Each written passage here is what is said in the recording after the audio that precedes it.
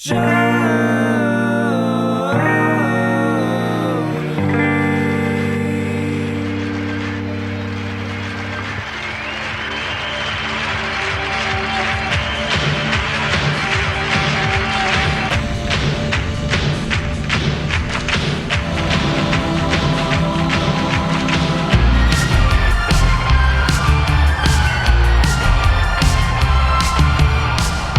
hello, everybody. Welcome to another installment of Show to View with Mike G, the show of life, the show of Brazil, the show of making whiskey, having an interesting philosophy about said whiskey, and so much more. Today I sit down, and I'm surprised I haven't done this before. I've known Jared for quite some time, but we've never sat down, and today it's great to get into the mind of Jared Himstedt, the master distiller for Balcones whiskey. One of my favorite whiskeys, something that really puts Texas on the map.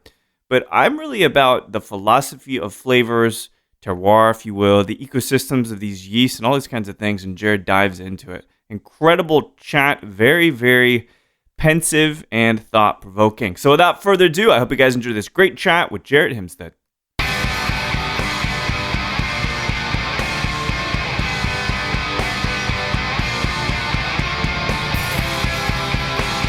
My dad did a lot of different things, but he was in the Air Force for a while when I was born.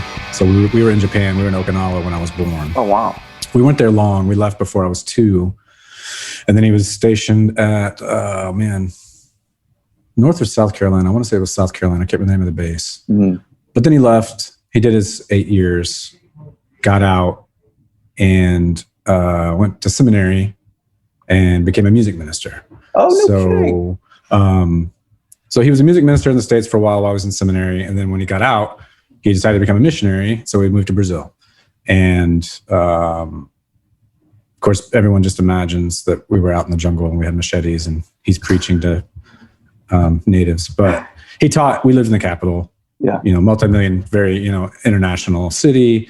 And there's a seminary there. And so he was a music teacher. So basically he was teaching people how to conduct, how to read music, how to write for a choir, how to arrange, depending on what, instruments your church has. How do you take some sheet music you bought for a song and convert it for whatever you're dealing with, whether it's a rock, like guitars and drums, or if you've got strings or horns or whatever. Right. And then he did that for also about 8 years with a year of furlough, so another 9. And then they moved back to the States, and they're in Georgia now. He's retired. I think he still kind of moonlights. I think he's still doing some kind of part-time church music minister stuff for for a small church there in North Georgia. But is it safe to say that music was a part of the culture and the thread of the family? To some degree, but it was all that. I mean, it wasn't. I didn't pick up an instrument until college. Oh, really? Yeah. I mean, we did piano lessons for a few years, like junior high. Mm-hmm. But I didn't. It was kind of an afterthought when I finally was around friends that were playing music and stuff. And I was like, I'll pick something up, see if I can help participate in any way. And of course, if you know how punk scene goes, like that's it's mostly will, right? It's not really that much ability. No. And of course, you do it long enough, then you can become halfway decent at something. Well, it's definitely not a requirement. No, well, you turn into Michael Anthony from Van Halen, right? Where you can play 8 notes till the fucking sun sets every single day, right? Yeah. Well, that's kind of interesting, though. We sometimes rally against what our folks do. Did that have anything to do with it? Or was it just music didn't catch on for you as a player until college? I just always liked it, but I just didn't really play anything. And we'd grab my dad's acoustic guitar and fart around. But even him, he wasn't like, he was doing that for work. Yeah. And, we played records at home and stuff. And I wore out the first boombox I got. I wore out Surfing USA until it wouldn't play anymore, at 6 or 7 or something. Yeah. But and it's interesting too how your parents' records too, that whole thing. Uh-huh. But for mine, I like a lot of different kinds of music. But the fact that things like Kenny Rogers, Jim Croce, it's just nobody really listens to Don McLean, right. His actual material, but it's got some really great records that he did. But that's the kind of stuff that's it's on vinyl, it's at the house, and you don't realize until later that you have a friend that isn't familiar with Father and Son, Cat Stevens, and you're that wasn't playing at your house. Like, what's wrong? Like, that's an amazing. So you kind of don't appreciate maybe some of those things. And even if you get into weird, more subgenres, like we're talking about punk music and stuff, those feel like a little bit like outliers now, but they're like part of your story and part of kind of formative, like, so they're always there. I love Phil Collins, and I will fight to the death for folks that want to say Phil Collins isn't as great as he is. But I didn't like him until I was an adult. You don't want to admit you like Phil Collins because your mom plays it on vinyl. It just takes on this whole thing. And so then it's like, well, Bad Religion's for me, right? Or Fugazi's for me. So I get that kind of, that shift. But the funny thing, good. Yeah, and you're just younger enough too that, coming off of Genesis, like, I'm just old enough to like, no, you were experiencing him in a Gap when it's like he's doing Disney, And no, come on. Not quite, but but just a little bit before that, Invisible Touch was about as cool as it came. When that came out, that was about as cool as it got. So you're talking about you don't want to be, that's your mom's, but like in my mind, I'm like, no, that's Phil Collins' late Genesis stuff for me. So that was absolutely cool. That's all still one of the greatest singles ever. And, Franz Ferdinand ripped it off in the guitar riff for Take Me Out, for those of you who haven't heard that kind of comparison. All right, but here's something that is kind of interesting. Part military kid, part missionary kid. Yeah. I moved around a lot too, like about every 4 years since I was maybe 4 years old. And it was different reasons, but did you find it difficult having to keep adapting, keep assimilating, if you will, new schools, new culture, or was that something you kind of thrived on? No, it was pretty difficult and pretty weird. I think it's still weird. They talk about like third culture kids, but when you move back to Waco, Texas, like your senior year of high school, after 8-9 years away, you were foreign there. You're foreign when you're living overseas, you're an American. And then you come back to the States and have like, at 17 and maybe 3 of those years that you remember, that you were old enough to remember. So, I mean, it's pretty foreign too. But yeah, I think that's part of the trajectory of just kind of like, I don't know, some of the normal, I think, answers or trajectories of what's expected to go on next. Right. After high school, they're just like, that's like, none of those sound interesting. And luckily, I think the creativity on my mom's side, there's a ton of school teachers. I mean, I have so many aunts and cousins, and my mom was a teacher. So we have this weird, like, all of that, but then there's still a ton of music. So I've got some cousins that do like marching band stuff at high schools. And, but then on my dad's side, his dad was also a minister. Both my grandfathers were also Southern Baptist ministers. Oh, wow. So long legacy there. But my dad's mom was like an avid, just kind of hobbyist. Like, she wasn't like gallery, but she painted all the time. Like she was always painting, little kind of folky instruments. Like, is it just a dulcimer? It's just like the slide dulcimer. And like, what's the little one with like, it's got nails in it and you like plink along. Just stuff like that was always at their house. And I remember my grandmother doing just like, she'd get a picture of us or something and she painted a picture of my little sister at one point that she still has, and just stuff like that. That was always like, for coming from a background, you would think that maybe would have been a little bit, the normal career options are the only thing that's okay. I knew before I left high school that I wanted to do art in college. Okay. And I don't remember once ever being anything but completely encouraged to go do that. I mean, I did it at Baylor. So it's not like I went to Berkeley or something, but there wasn't any second where it was ever implied or like I ever felt like that was like discouraged or not an okay thing to go do. Yeah. That's incredible, because talking to many father handing the reins of distillery and distilling down to their son, Mr. Teeling, for one, is one. Jack, I interviewed him some time ago and kind of talked about that same kind of handoff. But here's the thing, multi-generational Southern Baptist, family on the paternal side. Any expectation there that you would follow the footsteps of your father and his father's father? I don't think so. As kind of old school and maybe patriarchal as it is, I think usually that falls on the first son, right?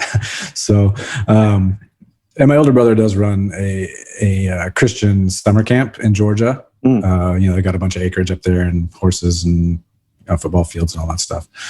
So to some degree, I think he's carried that on in his own way. And he does Bible studies and stuff there. And he's kind of like the spiritual leader, I guess, at his camp. Yeah.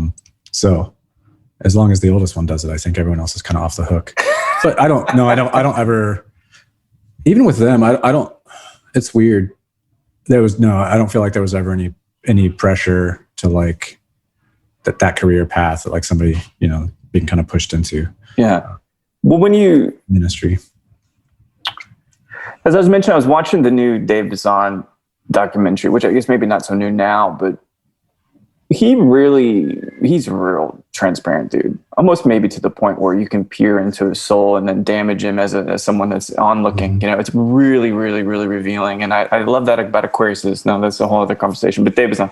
But the thing is as he experienced more, he has 2 kids. You have 2 kids, I think, as well. You guys are married, been married for quite some time, both of y'all. And he kept having these crises of faith because of how he saw people treating each other, because of how the secular world let itself in and he embraced it. Or punk rock is incredibly secular and anti-establishment. Was it ever hard to kind of balance what was your core foundation in your family and your belief and potentially how you even view yourself in the universe, but also trying to grow, to be creative and letting these other kinds of schools of thought in?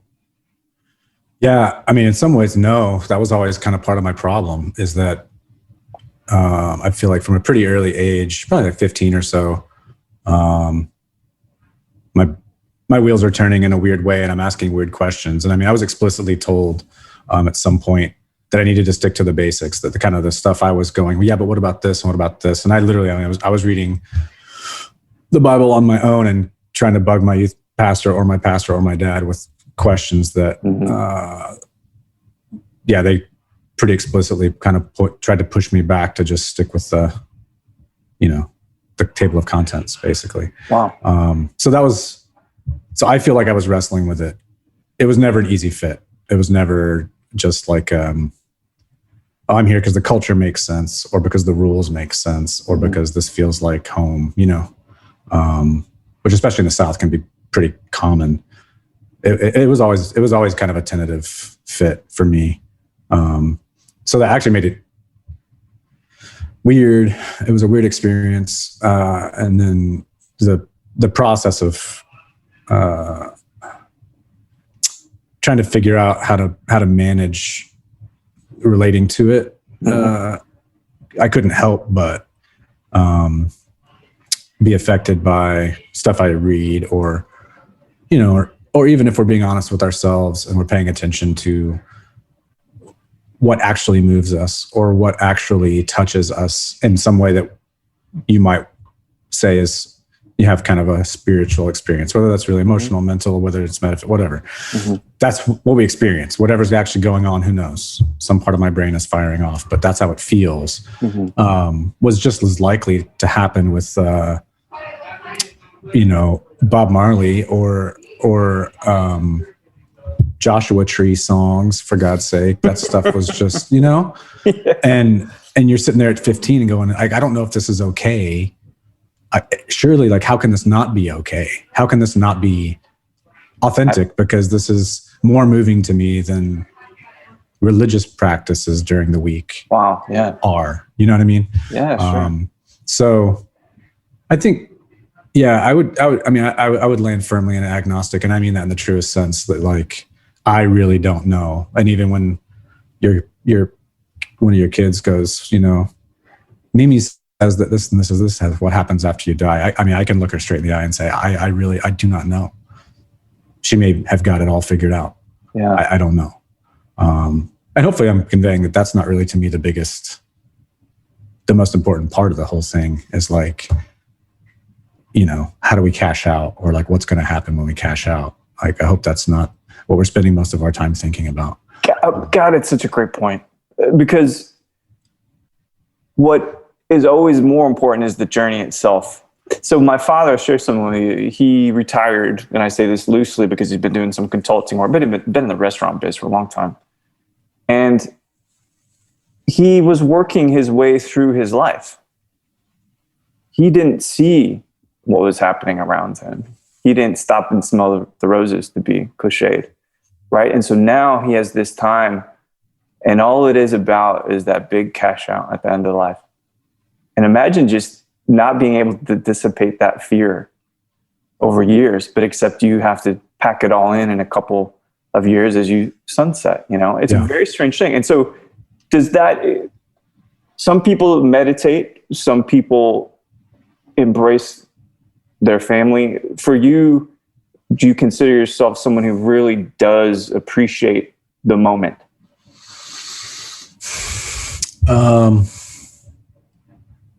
At its most basic, I joke the guys at the distillery have a lot of laughs because of the kind of stuff that I say on the regular. Just, but like, time's not real, not really. It's right. This idea we kind of decided to accept and function under. So in that sense, yeah, I think you can overplan. I worry a lot, and partly this is like punk background, but even through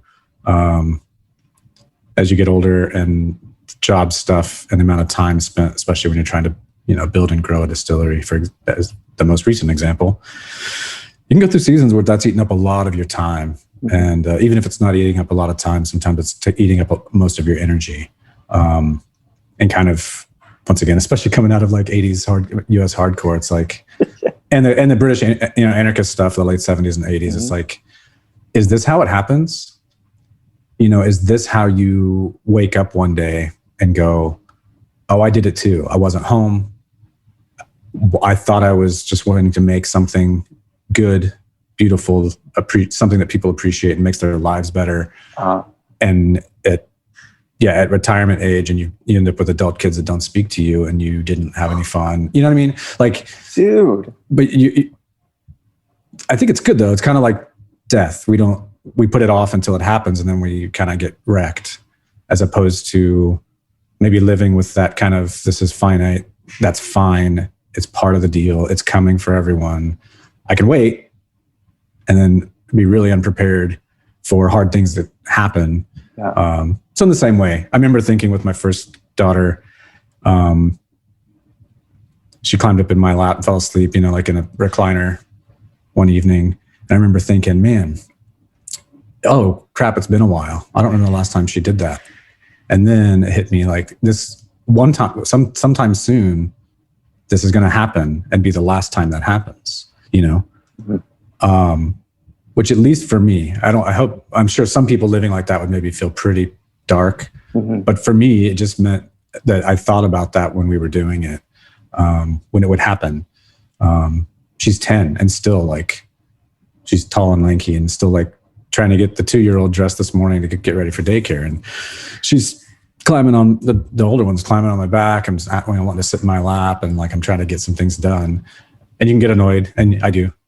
But then if you can pause just long enough and breathe long enough to realize, like, that's a pretty cool gift that I don't think all 10-year-old girls are necessarily over hugging their dads still. And so, but you gotta have time. You gotta have time to slow down enough to be ready for that stuff and not just react, which is hard.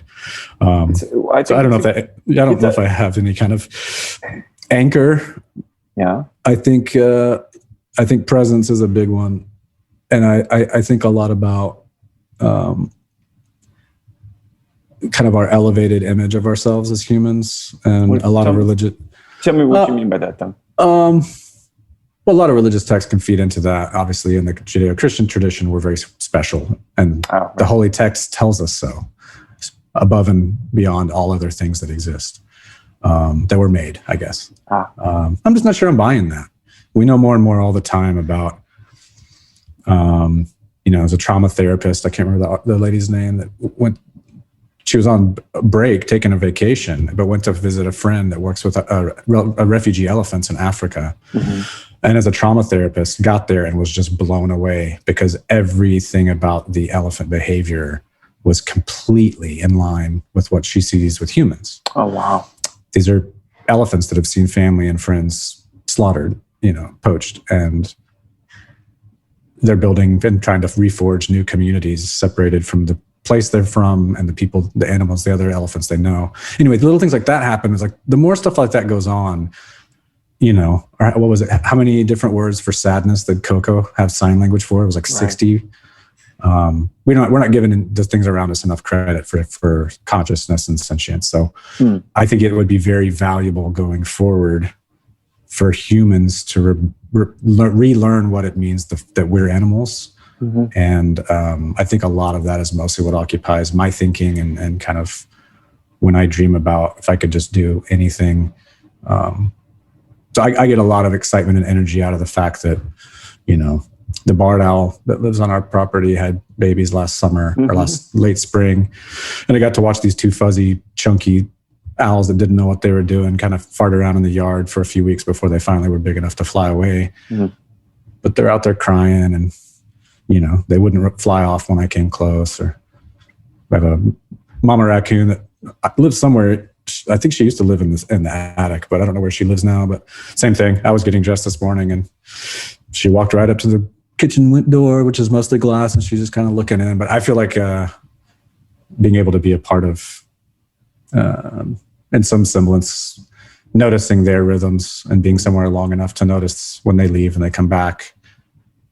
And not to anthropomorphize them or anything, they're not like, we're not friends, but I'm sure I feel invasive to them. They say John Young is a guy, he does a lot of outdoor education stuff and mentoring with young people. I don't know him, but his book called What the Robin Knows, and it's about kind of bird language and what the role that birds play in the forest. And they're kind of like the traffic, they're the radio network. They're telling everybody what's going on. And then if you get to know, he spends all this time trying to understand birds and their language and their movement and what they're doing and what they're communicating. And at some point he says, I was about 3 or 4 years into this like very intense study of this subject, very immersive. And just to find out that when I finally clicked and I understood what they were doing, that easily the first few years of it, they had just been telling everybody that I was there, And it's like, so I think about that when I go into the yard too, and you're hearing noises and you hear birds you haven't heard before. And the thought that like all this chatter in life, and it seems like I'm just here watching, but they're all probably saying, hey, there's a person here. Everyone they're gossiping, man. Yeah. I love like, he's back. So peering into nature and understanding how it affects us and how we affect it, I think that's something we've kind of been missing during shutdown. But are you an outdoor, I saw a picture of your vintage fixie that you posted years ago. Brilliant. But maybe there's something to that you enjoy the outdoors. Is that a place to escape and to feel serenity, or is it more family? What kinds of things do you do to get that? Yeah. I mean, I think even for my family, I mean, my wife's the same. She grew up on a lot of property. She lived in the Helotes outside of San Antonio, right down the street from Flora's Country Store. They had 30 something acres back when San Antonio is definitely like out there now, but at the time they were, 30-minute drive from town. Yeah. So she grew up on property, chasing wild turkeys and pigs in the little canyon by their house next to this huge quarry, and no fences, so their 40 acres is right up against someone else's 50. So her and her sisters just roamed the countryside as kids, And then of course, growing up in Brazil where we lived was just absolutely gorgeous. You'd go, the highest, it's not a big waterfall by water volume, but the highest free-falling waterfall in South America, it's called Ichiquita, and it was probably like an hour and a half, hour and 45 minutes from our house. And that's one of those deals where you park and man, there's not a sign, there's not banisters, there's not man-made bridges. You're going to hike after parking for an hour to even get to like a swimmable area, and there's no security. There's no one there to make sure anyone's safe. This is just wild, beautiful. So I think for both of us, we don't live on a huge chunk of property, but we live right on the edge of town, and we got just under 4 acres, and it's all wooded. And there's a Unitarian church behind us that has another 5, and same thing. There's no fence between our properties. So we can kind of wander all that. And it's definitely been a huge gift during everything that went down last year. Yeah. To be able to just, we were outside a lot. Kids built the teepee and, go take walks, especially late spring when there's still water in the creek. Texas, by August, there's no water in the creek anymore. But we do spend a lot of time outside, and it's interesting to watch with the kids who gravitates towards that. My oldest wants to be on a screen and inside, and the youngest one doesn't care if it's cold, doesn't care if it's raining. Shoes come off, the clothes come off, and she just wants to be outside. And there's always putting her to bed means that you're dumping sand out of every pocket and sock and crevice into the bed, But I don't. Once again, I don't really. I think I'm one of those weird. I know people that definitely have kind of left organized kind of religious traditions and kind of formulated some of their own way of doing things, and that maybe is a little bit more articulated. I don't feel like I ever really replaced stuff, if that makes sense. It was kind of things have use or they don't have use. And if I'm being honest about what's interesting to me or what's compelling to me, it's not these things, it's these other things. Yeah.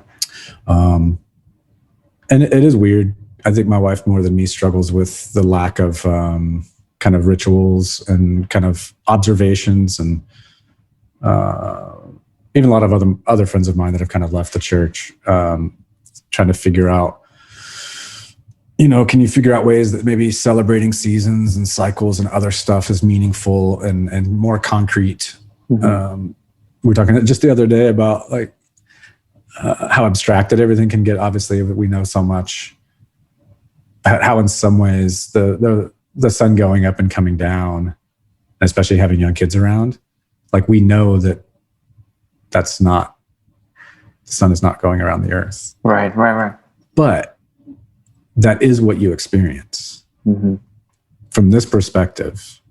And even the other perspective for most of us, which scientific discoveries and all of this, we're just taking someone else's word for that. I'm not saying it's not true. I'm not trying to say a conspiracy thing. I'm just saying from a literal perceptive, I can experience that the sun travels across the sky every day. That's from this perspective, that's what is watchable to me, to my body. My organs can perceive that. All right, that's what I can interpret from what my organs take in. And I think there's something about whether it's time or these if you could see it from the moon, it's I'm a human being that lives on Earth, so that's not really my vantage point. How relevant really is that? It's a good point. And so something that, because as I'm listening and the way it's about perception and the fact that you've lived internationally, the fact that it seems like you're open to different cultures, different people, different frames of mind, all of that. It kind of shifted into whiskey, but where do you even get the inspiration to think of these things? Is it really planned out? Is it more guttural? Is it music? Is it art? What kind of inspires you to create and try different things? On the whiskey side? Yeah. I think some of it just seems obvious. That may sound weird, but okay. And maybe you can tell me about your experience even with with the gin recipes, for example, or something, which I also don't know anything about. None of it ever feels like a big deviation. Everything always feels like you tried something, you've got a feedback loop, you're checking out what happened or didn't happen, how you feel about it. And usually there's an immediate oh man, you know what we should do? We should this, or we should have tried this. Or we also just have a long list of things that we want to do, and you try to isolate some variables. So if you're going to do play around with barrel toasting or size, try to leave that as the only thing. So lay down stuff that you are very familiar with, change nothing else, and just let that happen. But that means there's a really long list of other things. It's okay, and then the next time we've got time and capacity to try something weird, and you just go to the list every once in a while, and it's how much whiskey can we spare this year? None of it's going to be bad, but all right, we've been wanting to do entry proof experiments for a while. Okay, let's do that with how many, let's take 50 casks of malt or something or whatever and play around with that or whatever it is. And then finishes are kind of no-brainers. I mean, if you like a wide variety of drinks, I think I actually had maybe Lupiac before I'd had Sauternes. This was years ago. And it was like an immediate no-brainer that like, oh man, why is everyone doing like red dessert wine? This golden, like light champagne-y, delicious, peachy stuff. Like this is begging for malt to go in it, or bourbon for that matter, whatever. And now it's a lot more common, but especially, 10, 12 years ago when we got started, you're not going to find a whole lot of some of Jim McEwen's late work at Bowmore was some of the weirder, when he was doing Claret and other stuff. And all that stuff also was, it's Highland. I mean, it's kind of like more like Highland peat vibe than like an over the top. I always hate to do it, but to me, Bowmore has been always more kind of relatable to like Ben Riach peated than Isla, in that sense.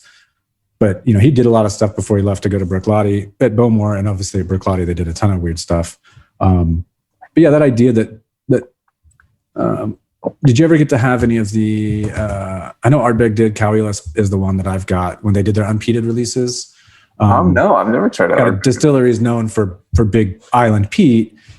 And of course, I'm sure there's some accusations of like they're hiding behind flaws or, it's like, and so there were some releases that came out that was a little bit of like okay, piss off. We're really good. We know what we're doing. But the Cowlus specifically was like so fruity, and to watch their new make without that layer, lens, that smoke lens, just gorgeous, gorgeous stuff. And even the Octomore, I can't remember if it was 10-1, the first white bottle one that was just like so fruity. And the ex bourbon barrel peated that we've got that's currently in Sauternes that's coming out later this year. It's kind of that vein, like when you're already kind of getting some zest and you're getting apricots and peaches and all this stuff. And then with that smoke on top, it's just like, man, if you throw some nice lighter dessert wine on there, like why not? And it's probably my favorite thing. We haven't released it yet, but it's probably my favorite thing we've done. It just makes so much sense to me aesthetically. Well, it's just, and I agree with you. But what's interesting about that is you're at some cafe trying to pastis in Europe one afternoon, right? And you don't think anything of it. You just say, I just want an espresso. I just want to watch people smoking in Parisian streets or wherever the fuck you are, right? But then you taste something and you're like, oh, and then everything kind of comes together. And it's interesting because I always want to believe this romantic tale that, Jared, you're out there looking at the stars in Waco and all of a sudden this fascinating idea just, you pull it out of nowhere. But actually it feels like, or rather I would say, does it feel like the things of which you create and combine come from personal experience? Yeah. And they also, I'm not mad at people that have a different way of interacting with their creative work, but I don't like talking about engineering whiskey. That's not interesting to me. It's not compelling. I don't care about the chemistry. We were making whiskey and beer and wine when we thought that fermentation was magic. We didn't even know microorganisms existed. So you're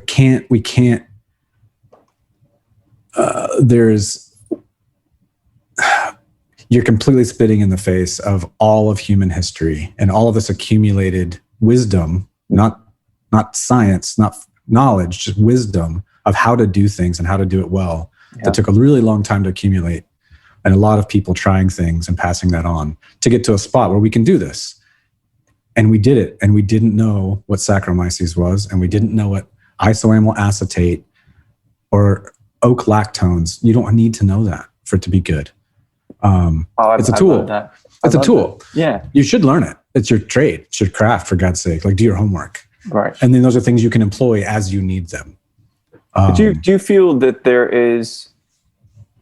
you simply have to have a maestro compositional mind? In other words, you have to feel it, not make it. Does that make sense? Yeah, to some degree. I think the early years for anybody when you're like newer to a hobby or a job felt a little bit more diligent.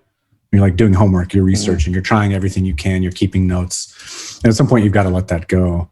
And it also doesn't hurt that I feel like as every time we kind of like, oh man, we got a new product, we're rolling something out historically from the very, very beginning all up until recently. Not everything is a double gold, it's a home run, but like in general, stuff we do is pretty well received. And so you kind of eventually stop being as hesitant and you start trusting that like when we find a single barrel that is just like, oh, I mean, if it makes you want to shut up and if someone wants to, someone wants you to say what's so great about it and you don't, that's really not what I want to do right now is like dissect this for you. Yeah. What I want to do is hand you the glass and hope that you go, oh shit. Yeah, oh man. It's kind of like, I compare to sports a decent amount or music for that matter. You do not want to be thinking about scales when you're on stage. Right.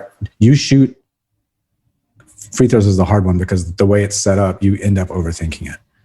But you don't want to. You want to put in the work and think about your form, runners, whatever, while you're practicing so that when it comes time to like really do it, that's you're going to count on muscle memory. You're going to count on intuition and other stuff. I think whiskey's a little bit like that, at least at this stage of my life.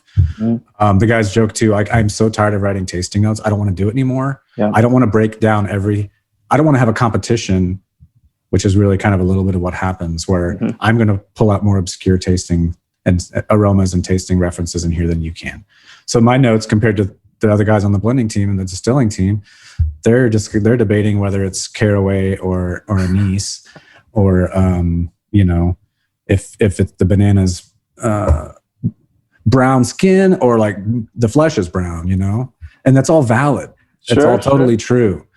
And mine are just like the sweet, this sample is the body's great. The acidity and sweetness are really balanced. And I find the nose is really expressive.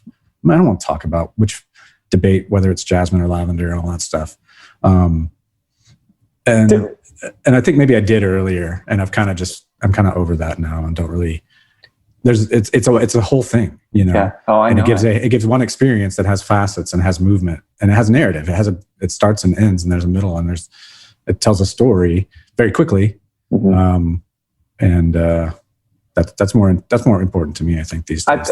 I think you're right. I think as we get older, it's more about feeling it instead of trying to process it and explain it because in a way. Maybe, and I wouldn't say that necessarily is the case for you, but when we first start doing this thing, we're trying to convince ourselves that it's good enough to like, and then you get to a point where like, I just don't give a shit. I've been doing it long enough. I think this is fine and it feels good, but it's talking about expressing tasting notes and talking about process, which, I mean, fuck, man, you just ad nauseum to some of this stuff, but you're a figurehead for Balcones Distilling. I know you do tastings. Obviously, that stuff's kind of probably come off a little bit because of shutdown. But when you're out there on the stage, so to speak, do you enjoy that, being that representative, in a sense, performing? Yeah. The smaller, once again, maybe some of this comes back to the punk stuff, but I think I was always really lucky. I have something I'm put together in a way that even some of my other musician friends aren't. I've got another good friend who was, headed towards stardom after college, opened for Wilco on a big tour, got picked up, his indie record got repressed and they paid him a bunch of money to do a second. And then it got shelved and it was like a very quick, you're going to be huge to, you might as well move back home to wherever you're from kind of thing, like in a matter of years. Wow. And he lives in Waco and he remodels houses now. And now he's finally gotten to the point after like a decade of not doing music where he just puts it out for himself, just throws it up on Bandcamp. He's recording crap on his phone, doesn't care. And I don't remember, and part of it's punk scene too, but I just never really remember caring. It was all, that scene especially, it's so much about, you better be doing what you want to, you better be saying what you want to say. You better be expressing, if you've got influences, even if they're weird. And I always use Bad Brains as a great example. Like you got a bunch of weird, or Subhumans is another great one. Like you're going to throw in a bunch of weird genres of music that normally don't go together. You're a punk band. You're not supposed to care about that. And I've been lucky. I think when I did ceramics, it was kind of the same too. I feel like whatever that takes to not overthink and over worry about reception, and those are things I think about later. Mm-hmm. But in the moment, it feels a little more calculated in a sense, and also a little bit, it's not flow state or anything, but there's a little bit of stop existing, mm-hmm. And the opposite of that engineering approach, like the whiskeys are kind of like any creative process. It'll kind of tell you where it needs to go. I had a good friend that ran a studio here in town, and he used to be very passionate about not trying to make perfect records, and that there really wasn't anything like that. That's not a thing. It's like, we are here today, and it's called a record because today we are going to make an auditory record of what is about to happen. We are going to record this moment, and what happens in this moment is going to be recorded. And that's why artists have a 40-year career, and there's multiple versions on different records of different songs. And I'm sure you've been there too, and you're like, I kind of always imagined a version of that was like this, and like it's slowed down, or you might even throw something in 3/4 that was in 4, and all of a sudden it's different. And so that's kind of what whiskey feels like to me. It's just like, man, you could imagine that with a really interesting, more floral top note. And then you go, man, do we have any barrels like that? And then you put it together, and then someone goes, that doesn't really taste like whichever expression you're talking about. Yeah. And so then you're like, do we have room in the calendar for like a new named expression that maybe only happens once, because this combination is rad. Yeah. And so there's a little bit of that. If you've done the homework, athlete, musician, writer, whatever it is you do, acting, you've done your vocal warm-ups and all that stuff. Now's not the time for that. Now's the time to do your job. When you get there, you can kind of get led along. And once again, not to get too anthropomorphic about it, or I hope it never comes across new agey, because I don't mean it like that. I guess if anything, it'd be more like animist, but it's really, it's actually more scientific, not even less. You don't have to get high to look at it this way. You don't have to do DMT or something, or peyote. The fact is, human beings aren't making whiskey by themselves. Like, that's ridiculous. Right. So I've got species of grain that, of course, even the ones that come from Texas don't come from where I live. Mm-hmm. They come from their own bioregions with their own microflora. They've got yeast and they've got wild yeast and bacteria on them that they bring with them, that goes into my tanks. You pitch things that were cultured. More wild yeast and bacteria get in the fermenter from the air. So what's blooming at the time is a participant. You're putting these things in oak that also were alive once, and we're living in a different part of the world than here. And so there are so many, even if we're not comfortable saying that these are all actors with agency, I'm fine. We don't have to go that far if that's uncomfortable for someone. But we are not doing this. Just like more of our body mass is foreign bacteria and than ours. There's more parasites and all kinds of other stuff. We're not even the majority of our own body mass when we step on a scale. So it's just, I guess, is the Earth a cell from far enough away? You get far enough away. Does it look like an electron to something that's that big, that's that expansive? I don't know. But we're not doing this by ourselves. And so you don't have to talk to it. You don't have to decide that it has feelings, but it is a conversation, and not even in an abstracted way. Yeah, this is collaborative. This is collaborative. Yeah. And so if you have to listen to it, you have to, on some level, if not explicitly, be asking it what it wants and get to know it, so that if it could be a better version of itself, or if there's a take on its character that would be interesting to tell that story as a variant, then that you can do that, and you're not fighting anything. You're working alongside things that are there. So one of the coolest things about doing both American single malt and Texas whiskey is that that's kind of the state of both of those things. The main areas we've gotten to work in we're basically blank slate. Yeah. Which means it's wide open. And I think you could take that and decide to go rogue. I'm a rugged individualist. I'm going to make my way and leave my mark. Or you could say, this has never been done before at any level, especially with the Texas whiskey. Us and Dan, and until both of us have whiskey coming out, no one knew what was going to happen. We didn't, until you start checking barrels. You don't know what's going to happen. It's never been done here before. So in my mind, it's still like, hey, we're new here, planet, this part of the world. We're new here. We're trying to make whiskey here. We barely know you. We're trying to get to know you better and figure out, without treating you as an opponent or something to be conquered or manipulated, how can we do what we do in a way that kind of can come alongside, and we can be the best partners we can, and figuring out what kind of whiskey wants to be made here, and how does it want to end up? Dude, that's such an interesting. I love, and it's not necessarily a philosophy as much maybe as an existence, and how you coexist with these raw ingredients, which have their own lives and their own ecosystems and stuff. It's just fascinating to me, because everybody thinks about whiskey differently, and that's probably an understatement. But something I wanted to talk to you about, obviously in that vein too, is I've never once sipped a Balcones and thought, this is bad.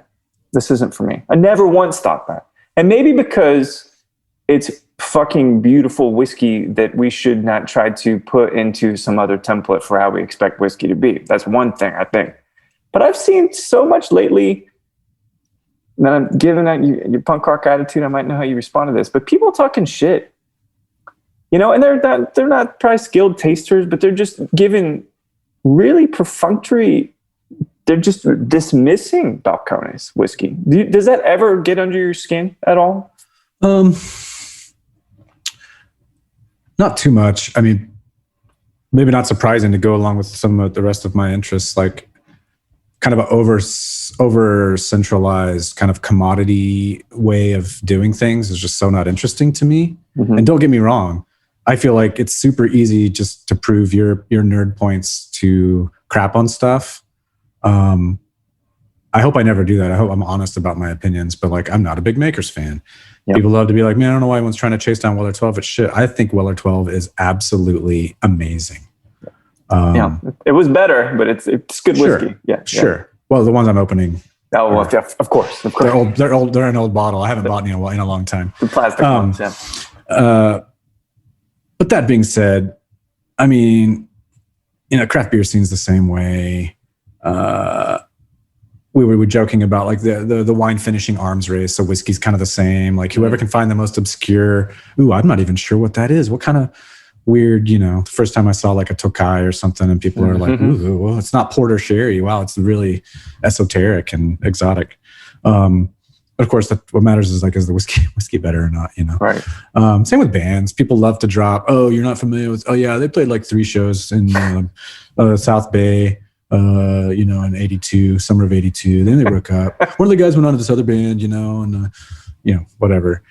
I don't know why we decide to weaponize our knowledge and like our hobbies. I would always just assume that's mostly got to be insecurity. And I'm not saying that someone who doesn't like us is insecure. I suspect with some of the language I've seen, they're pretty insecure about their ability to taste things. But that's my opinion. Yeah.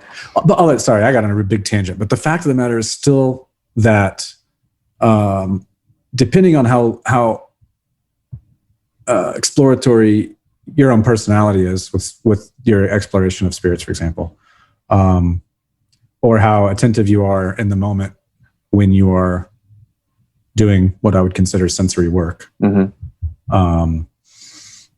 There's a lot of inertia to Kentucky bourbon. We've all consumed a massive amount of it. It's a lot of what's out there. Same with Scotch single malt versus American, like that's just statistically, it's pretty likely people are going to prefer that. You know what I mean? Except for people that kind of got into whiskey in the last 5 to 10 years and kind of cut their teeth on craft, which there's a lot of that now. And And no, Kentucky bourbon doesn't feel like home to their palate because that's not what they grew up on. They're, in their whiskey life cycle. But yeah, I know people say it all the time. I'm super not interested in apologizing for people that do or don't like. I don't care. Mm-hmm. And I also don't try to drop names and stuff unless people get ugly. But if I were to publish really nice things that have been said to me by somebody like Charlie McLean or Steve Beale, mm-hmm. or Bill Lumsden while sitting and drinking my whiskey, if I cared to refute any of that stuff, and I don't, because your palate is so subjective too. Like, I'm not going to convince you. And hopefully, if it's Houston, maybe Charlie can pop in sometime and like, hey, let me see if I can't pour you one of like the 30 things we released last year. Surely we've got something that you might like. Yeah. And I've seen some of the comments too. And there's poorly made things with faults, and then there's personal preferences. Like, I, for one, am really growing to really appreciate column bourbon, and I didn't like. I would rail against column stills for a long time, and man, there's just something when you get some of the body and the oily stuff scooped out from a pot still. Mm-hmm. And maybe it's because I drank too much Kentucky growing up. I don't know. Yeah. But now that's there, and I kind of 12 years later, that's kind of what I want. I kind of want it thinner, and so we're trying to play around with. There's ways we can get less body over on the pot still, and can we reflux harder and use our gear and still make something that kind of takes a couple steps that direction. Yeah. Or you don't get that much cherry. We tend to get a lot of stone fruit notes, and I'm like, yeah, but in a weeder, I want cherry, man. How do we do that? Do we need to make yeast changes? Do we need to change fermentation temperature? I don't know, but yeah, I think it's totally fine. Do your homework and then try your best to not worry, especially if you have no reason to. Right. It's not for everybody. If we were making something for everybody, who makes something for everybody? No brand that anybody in any whiskey club buys. Mm-hmm. Seagram's. Even, is it even Seagram's anymore? Anyway, but I don't know. Yeah, what's not. What no one hates. It's also what no one loves. So, so it's better to have loved and lost than to have not loved at all, right? I mean, you can't. You're going to take some chances, and a lot of people, not just in Texas, even internationally, what Texas can do and has done, you can watch people go, holy shit, what is this? Mm-hmm. I have no idea even how to begin to process what is in this bottle. And a lot of Texas has that quality. And you can decide for yourself that like, yeah, I get it. And it's not for me. That's totally cool. Just like I know people that can't handle a lot of Indian and Taiwanese single malts, and I find them fascinating. And maybe it's because they're more akin to what's going on here, and it's like those climates are bonkers. Yeah, Cavalon, for instance, totally like that. Yeah. And so, but yeah, if you've been an old school, Highland / maybe Japanese guy, this stuff is nutty. It's crazy. Mm-hmm. But I think the whiskey world's going to be better for all this crazy stuff from all over the brand new regions of the world making whiskey that it never did before. And it's not all going to work, but some of it works, and we get flavors that just weren't a part of the conversation before. Yeah, it becomes more diverse, which actually is a huge thing for people to accept other kinds of people, to accept other kinds of flavors and everything. Has it, do you see, I don't see this, and I doubt you would, but is there a ceiling to what can be done at Balcones with your knowledge and your skill set? Is there a point where you say, I actually have hit a breaking point? Yeah. I mean, I don't know. I've always figured the feedback loop is really long for whiskey, not even as long for here as it would be other places. But yeah, you can try something and not know for 2-3 years how successful it was, and then you make the next adjustment because you kind of already knew, let's try this, and if that works, maybe let's up that to this %, or maybe let's also go the next step would be to do this to it. So yeah, if it takes you a decade to make 3 or 4 variants of a thing before you feel like you're kind of there, I have a hard time imagining running out of legitimate artistic questions we have. And the other good thing is it's pretty, I pat myself on the back about this because it has its pitfalls, but I'm a pretty hands-off. Like I don't micromanage folks. I try to make things as collaborative as possible. I like as flat of a structure as you can get to. Usually the people that are doing whatever job it is that they do are probably have the best ideas on what could be done better in that area. So try to make time for listening, try to make it inclusive. So yeah, I've got, Gabe Richard is kind of my current right-hand guy in the blending room, and he manages the warehouse. And like, I don't have a need to have any level of specific involvement with stuff. And so we have a release coming up soon that we did, a first fill and second fill bottling of malt that went into, it's Texas barley that went into some Hack Madeira barrels. Shit. Okay. I think that stuff's about 3.5 years old now. But he worked on the blend, and he basically, by the time he came to me, was like, there was no combination of the first use, which is like over the top, like a normal like Oloroso and PX kind of first fill, heavy on the finish, and then the second one, which is a much more subtle. So whiskey got transferred out, and got more whiskey got put in. And we do that a lot just so you can kind of control the finish level. Everything's finished, but varying degrees. And he was like, yeah, there's no combination of putting the two together that works. And so I put two smaller blends together. So now we can actually talk about, here's what first fills do. And here's when you get that out and you refill it again, and it's a much softer finishing. I was like, yeah, that's a great story to tell. And then I checked the whiskeys and they were great. Wow. I think we tweaked like one barrel, and I don't, and luckily you get yourself around this right kind of people.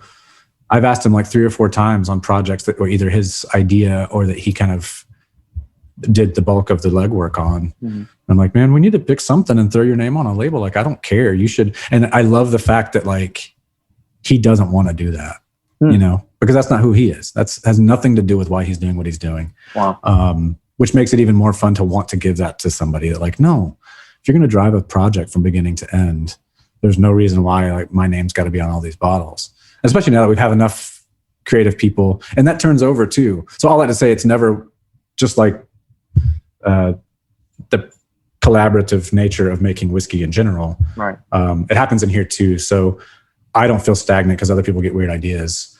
But I do have a pretty long list, and mine are usually the weirdest. I just remembered. Surprised. Yeah, I just remembered yesterday something that we had talked about probably 8, 9, 10 years ago. And I haven't homebrewed in a really, really long time. We're brewing beer here now too, which is fun. Oh, no kidding. But that's kind of like reignited some ideas that I'd forgotten about. But there's as far as I know, the only bottle, and I have one here somewhere, but it's not very good. Anybody who likes sour beers, Three Fontaine, Belgian Limburg brewery had a fermentation that went bad, and they sent it to an eau de vie distillery that was closed, probably like a schnapps distillery or something.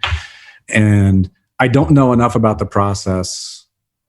I don't like it's whiskey. It's white. So it's like, they call it eau de vie whiskey or like eau de whiskey or something. Belgian white unaged whiskey.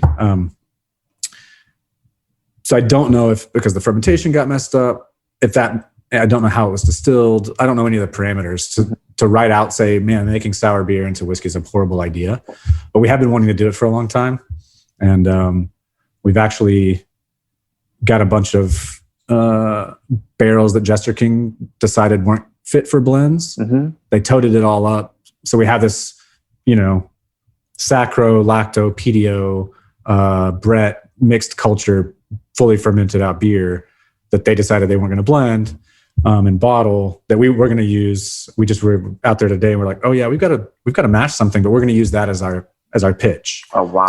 So their mixed culture beer is going to be the 100% pitch for a whiskey. And we've done a few things like that with them before, but trying to play around with what if mixed beer culture was kind of your back set as opposed to like a normal back set approach. Yeah. I think it's incredible. Well, I don't worry about, Joel. I don't worry about a shortage of ideas. I don't worry about product not being strange, but also riveting. I think you guys fill in all those holes for me as someone who enjoys whiskey and spirits in general. Thanks, man. Yeah, it's incredible stuff. And I really have enjoyed being part of the ride and like kind of seeing how things have progressed. So I got, we can talk about whiskey all day, of course, but of course I didn't want to get into, oh yeah, you were a brewer that started making whiskey. Dude, that shit's been documented 100 times over. So sorry if I skipped across some of the stuff. Oh no, I don't care. Those are the things that like you don't really, they're not fun to talk about anymore. Yeah, it's not. And I just want to get a sense of the man himself and kind of how you are and what your paradigm is on stuff. So I got 2 more questions for you. Yep. One of which is, and I know this might be difficult only because, you work for a company and stuff, but do you see yourself wanting and needing something entirely your own, not under the moniker of Balcones? No, I thought about that. I think because I'm not really an entrepreneur at heart, like I'm a maker, like making is really like my connection to what we do here, and everything else feels like I need to be smart and I need to understand sales and distribution models, and I need to like interact with marketing folks and have to do all these things because I love what we do. I believe in what we do, and we need to make that sustainable as long as we can, which means we have to do a good job on all that other stuff. Yeah. But even with investors, even with the guys that are in head of sales and marketing, like they fully understand that to me, these are how we get to the why, and this is not the why. The why is this. And if it was 100 barrels a year or 20,000 a year, I don't care. But I do want to keep doing it. And I want to make sure everybody who works here feels really well taken care of and that they think that we're putting out something rad. So that's the only value to me of all the rest of the stuff. Okay. But because of that, the brand building is just hard. All of that, like, awareness at the consumer level, that's like the hardest stuff to do. And because of the way I am, that's like the least fun thing of doing it. So I've got pretty much open hand when we have a weird idea and we commit some money to it and some barrels to it. And 4 years later, it's like took 9 days to sell out, across the state. Then I usually you get less and less pushback every time. Yeah. Actually, now they're the ones that get ideas and they go, yeah, what's the next thing that's going to sell out in 9 days? It's like, man, hold on. But it does win you some freedom. And also this is rare, but kind of the investment agreement we have and they have no creative control whatsoever, which is fantastic. Obviously, if something's not making any sense, if you're laying down X amount of barrels of something that never sells, we probably ought to talk about that. But we had a conversation early on about, I really have no problem making more or less of anything. That's what sales tells you. This is how you break down your production year and how much you're laying down of different things. It's like, but I don't really want to hear from, some regional specs meeting you were at a new idea for like something we should make. And there's nothing we need to be told that we can't make because there's nothing we have that like, yeah, nobody buys that. So yeah, maybe there's one fermenter a year if peated. If it's that small of a market, then that's how much we'll do. But we'll decide what we make and don't make. And then you can just tell us how much based on how long it sits around, or we can debate price points and all that other crap, which is just really the legwork that like facilitates a handful of people that get to really have a great everyday, spending your time trying to hold the hand of this whiskey and figure out, just like, it's 12 years old, the whiskey is. Yeah. So in the sense that it's generational too, like the whiskeys are only coming out 2, 3, 4 years in the bottle. But they have a shorter life than humans. So we've watched generations of, and so it's just the beginning of, really this whole like people group. Like Texas whiskey is like, it's like humans got dropped in here, and then we're going to come back in a long time and like see what kind of culture develops and what the vibe is and what they're all about. Right. And I feel like that's where we're at with Texas whiskey. This is it's not Lord of the Flies, but it's where there's a or what's the what's the island? I feel like they find one every decade anyway, where it's like, oh, we found this people group, like somehow they got marooned here and like completely separated. And like, they're like Papua New Guinea is still super isolated, right? and people are like really tall or really short. Like there's something about them that's like super specific. Cause yeah, their whole gene pool came from like 7 people that got drifted in a storm and ended up there. Right. So like very specific traits. Yeah, I don't know. I love it. I love it. We're just going to find out. So yeah, I feel like, I mean, to some degree it's a weird mix of like, yeah, you're conducting maybe. Yeah. You're not performing like you have components. Strengths, right? So you have to bring out those strengths of the thing that came to the table. You can't change them. Somewhere between that and like almost like an anthropologist or something, you're trying to observe, trying to not fiddle with it as much. Some combination of those two is a little bit what it feels like to me. And yeah, I feel super grateful. Most of the musicians that I'm big fans of, I feel like there's a level of not taking where they are and what they've got for granted. And I don't know if are you familiar with A$AP Rock, New York rapper, but I saw him a few years back in Austin with Homeboy Sandman, and it had been a while since he had put a record out. And it was like one of the most authentically humble, and right there from stage. And he's like, anybody who's following Def Jux from like the early 2000s, and it's like, he's not wrong. Him and LP are like the only guys from that group still doing a lot of music or like successfully. And he's like, I only get to do this because of you, speaking to a crowd of like only like 300 people or whatever. I think we're at Barracuda or something. But I've watched some live Mark Knopfler that's similar. Oh, really? There's a show where he was getting home and being frustrated about, I think it was Sultans of Swing or and he was like, I just can't play it. I've been playing that song and I just don't want to, I'm just tired of it. And his wife was like, oh, did you do the solo? He's like, no, I kind of improvised. I was bored. Like I just had to like try a different take on it. Well, she's like, well, surely you did the little noodly bit on the second bar. And he's like, no, I don't think I did. And she's like, he tells this whole story about how his wife basically lectured him, telling him that people have, played these at their weddings. They've probably been played at wakes, but she gives him this whole long lecture about these songs don't belong to you anymore. Oh, they mean a lot to a lot of other people.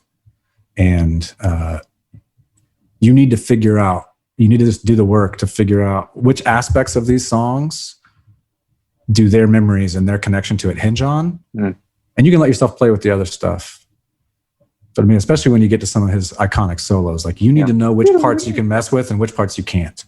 And it has to go. You can play in between there and then come back to that, but you can't play with that. Yeah. And he tells a really great story, and then he goes into playing the song. And he's like, I'm going to play it like it is on the record because that's how I gave it to you, and now somehow I think I have the right to take it back. And it's like, man, that's awesome. This is all right. So I get asked this last question, but I wanted that punctuate that thought because that is the whiskey. That is the whiskey. So, all right, we're going to go punk rock one last bit. Yeah. Last question for you. You can drink any of the marks. I don't care what it is. All your marks I've quite enjoyed, but you can have a drink with any British punk rock player anywhere in the world. Doesn't matter who, and they can be living or deceased. Who might you like to sit down and have a drink with? Be a tough call, but not too hard. It would either have to be someone from Crass or someone from the Subhumans to start with. Okay. So Dick Fish from the Subhumans would be fascinating, and he's a pretty fun. He's got a little bit of like not quite. He's super serious and scathing in his commentary, but there's a little bit of like the Jello Biafra. Like he's kind of funny. And even if you've looked at him, he's kind of goofy compared to he doesn't have any of that tough guy crap going on. But then on the Crass side, I think Penny Rambeau and Steve Ingrid both, for different reasons, would be fascinating to talk to. Steve, because he's continued to play music and has kind of gotten a little bit out there. And then as far as I know, Penny still lives at that, commune they bought back in the 70s, and like they still are just doing weird punk hippie anarchist stuff there. And that would be fascinating too. But is that where you're headed, Jared? Too? I don't know. I imagine like sitting in pile of mud with a loincloth on, maybe at some point might be nice. I've always wanted to build like a cabin, like actually like from nothing, just like it'd take years and years and years, but like, yeah, just chop some trees down and do the work. And be nice to have a little place completely unplugged to like go be every once in a while. Of course. Natural fermentation, mate. That's how it goes, right? Oh yeah. That's one of my other, so Tommy, my production manager, he does this with my beer idea lists. He's like, if I have a weird idea and he thinks like it kind of does make sense, but he doesn't really want to do it. Mm-hmm. He told me this the other day. He'll keep me talking and I'll keep giving other ideas. And inherently some of them will be better, which means the one that he just doesn't want to do gets pushed down far enough where it doesn't have to get done. But so here's another one. And I really hope we do this successfully enough. I can go to my money guys and it'll be like, yeah, I'm not even asking for money. We'll do it with money that's in the bank. But what I want to do is combine those and try to come up with a way to do a completely off-grid whiskey experience thing at some point, where we're gonna hand thresh and separate grain. Maybe we've got a mule and a grist mill to grind with. I don't know, direct fire with wood. You can bring your cell phone, but you're not going to have service, that kind of thing. And we're going to have hammocks and we're going to snare some squirrels and whatever, get weird and make whiskey and come stay for 10 days because we're going to ferment and then we're going to distill. And incredible. I think it'd be fun. I would enjoy it. And I think people need a break. If you want to do a whiskey thing and combine that with getting away for a little bit, maybe. I think so too. So we're going to talk more about this. I'm going to stop recording, but Jared, thanks so much for taking the time out. Much to talk about, mate. I'll see you at the distillery soon. So thanks so much for taking. Sounds great. Thanks for having me, man. Cheers. Appreciate it. Well, there we have it. Master Distiller for Balcones Whiskey, Jared Himstedt. Talking about lots of stuff, man. He reached out recently just about music, and that's one of the really big bonding factors I have with a lot of folks in this industry. But he plays, he writes, very pensive, get to talk about punk rock a lot. And I love the work, especially now kind of understanding a little more where the work comes from. Psychologically, mentally, cognitively, it's even more interesting to me to sip more and more stuff from Balcones. I can't wait to see what you guys are up to next. Apparently there's something with some peat and some wine finish that really, really interests me. So I'm going to take a brief moment. It's been a tough shutdown for everybody. I've used that time to process some things about personal loss and things about gaining and all of this gratitude. And I've released a new record. That's right, 20 frigging tracks from my moniker, Love at 20. It's called Suffocated. Honestly, it's been moving, folks. It's moved me. I've been crying a little too easily these days, but I would love for you to check it out. If you are on Spotify, Love at 20 Suffocated is the record, or if you want to stream it in a different old way, Love at 2020.bandcamp.com. All right, enough with the self-promotion. Thanks, everybody, for listening to Show to V with Mike G. No matter how your house smells, again, like cooked sotol, or if you're thinking, these little agave ornamental plants I've got on my speaker, they'll never die. I thought they were real. They're not. They're plastic. Please keep dancing.